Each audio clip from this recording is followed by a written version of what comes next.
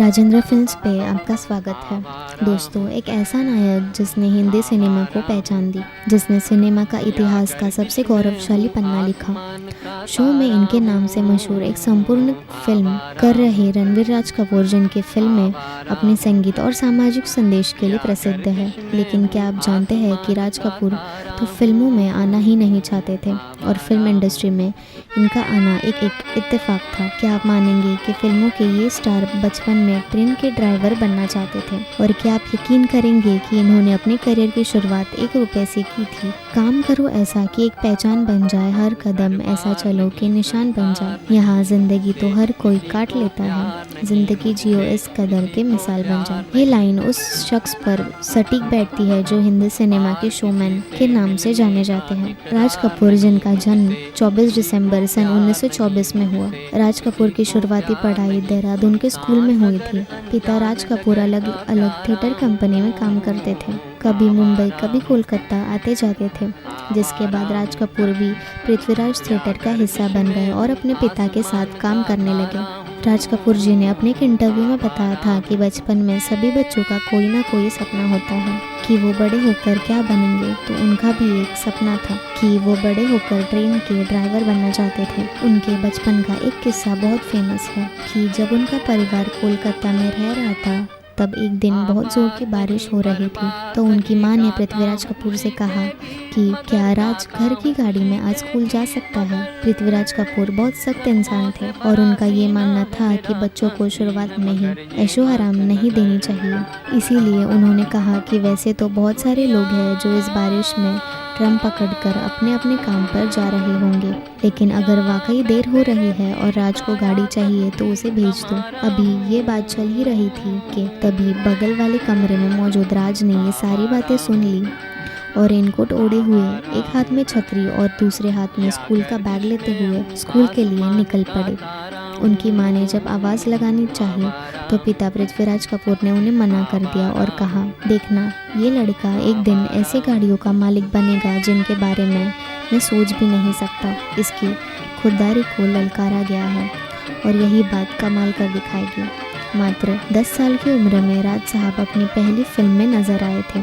Film का नाम था इनकलाब, जो कि 1935 में रिलीज हुई थी। इसके बाद राज साहब छोटी बड़ी फिल्मों में काम करते रहे।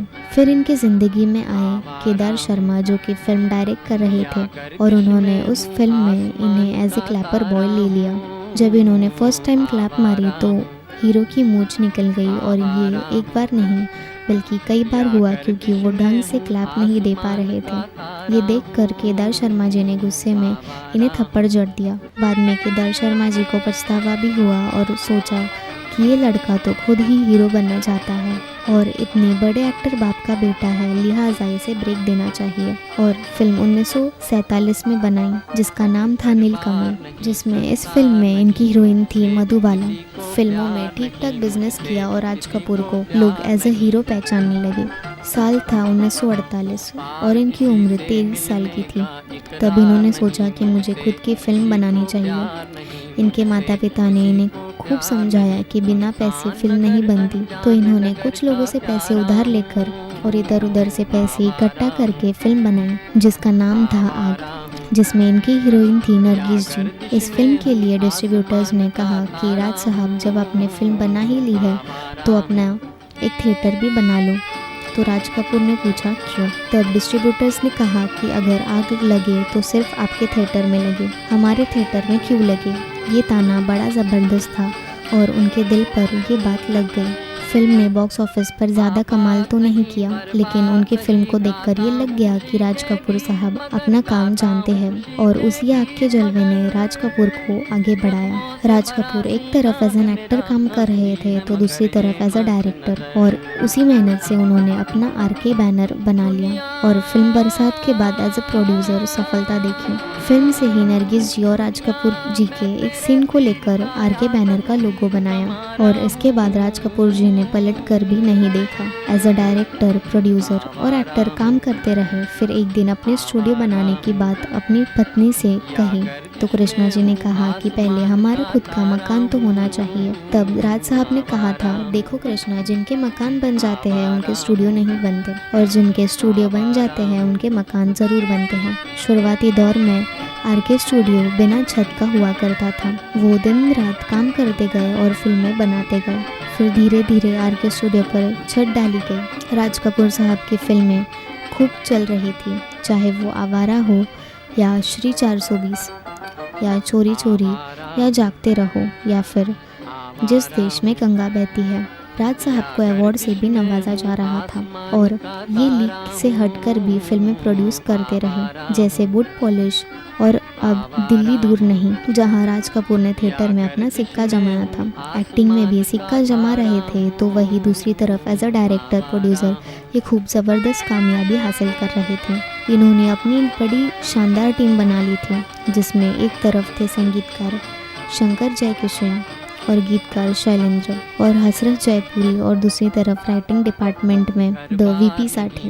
राज कपूर साहब की आवाज़ बने मुकेश साहब। वो एक्टिंग में बिजी हो गए तो उनकी आवाज़ बने मन्ना डे, जिन्होंने बहुत अनोखे गाने गाए, चाहे वो फिल्म श्री 420 रही हो या फिर चोरी चोरी। राज कपूर ने अपने बच्चों से भी यही कहा था, देखो फिल्मों में काम करना है तो तुम आरके स्टूडियो में काम नहीं करोगे, पहले दूसरे के पास जाकर काम सीखोगे, फिर आरके बैनर में काम करोगे।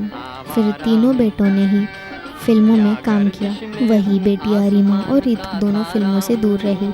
हालांकि राज साहब की पोतियों ने साबित कर दिया कि कपूर खानदान की महिलाएं भी फिल्मों में काम कर सकती है और सफल हो सकती है। वहीं इनकी दो बहुएं भी फिल्मों से आई थी, बबीता और नीतू सिंह। 60 के दशक तक आते आते इन्होंने ठान लिया था कि वो एक ऐसी फिल्म बनाएंगे जो इनके जीवन पर आधारित होगी, और फिल्म रही मेरा नाम जोकर। राज कपूर साहब दुनिया भर में मशहूर थे, खास तौर पर रशिया और चाइना में, और रशियन सर्कस के बहुत सारे कलाकार मेरा नाम जोकर में नजर आए। इस फिल्म में फिल्म इंडस्ट्री के बड़े कलाकारों से काम किया और फिल्म उम्मीदों पर खरी नहीं उतरी। इसके बाद ये फिल्म बुरी तरह से फ्लॉप हो गई।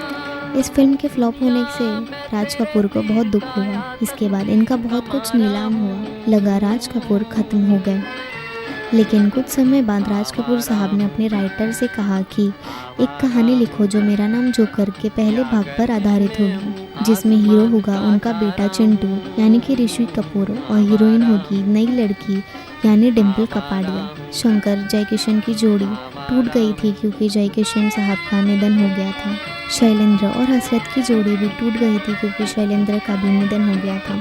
लिहाजा उन्होंने एक नई टीम के साथ काम किया, संगीतकार लक्ष्मीकांत प्यारेलाल और गीतकार आनंद बख्शी। फिल्म बॉबी ने कमाल कर दिखाया और बॉक्स ऑफिस के सारे रिकॉर्ड तोड़ दिए। मेरा नाम जोकर ने जो धक्का दिया था वो बॉबी की सफलता ने दूर कर दिया। वो और बात है कि बाद में मेरा नाम जोकर ने वो सफलता प्राप्त की जिससे उनके परिवार को बड़ा गर्व हुआ।